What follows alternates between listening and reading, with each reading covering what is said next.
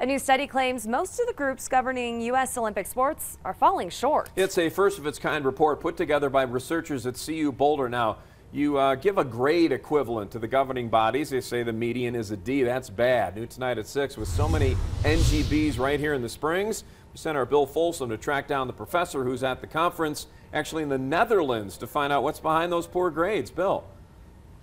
Yeah, Roger Pilk is a professor at the Sports Governance Center at CU. He's led the researchers looking at U.S. NGBs and just presented the findings today at an international conference on sports ethics called Play the Game.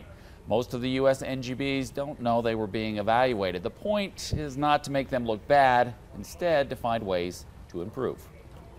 Researchers with CU Boulder spent a year examining public documents and data from 22 U.S. sports governing bodies. This is the first time this exercise has been applied in a U.S. context, and I'm sure these organizations aren't expecting to have a report card. A report card that gives U.S. track and field the highest score of 79, which is the grade equivalent of a C+. The lowest score, 50, an F, went to U.S. sailing.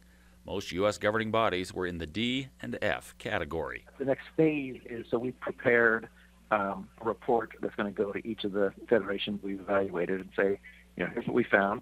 The study looks at things like checks and balances, also transparency.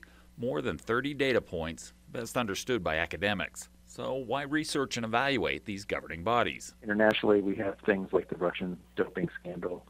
And in the U.S., we have the sexual abuse issues in gymnastics. We have concerns about U.S. soccer not making the World Cup.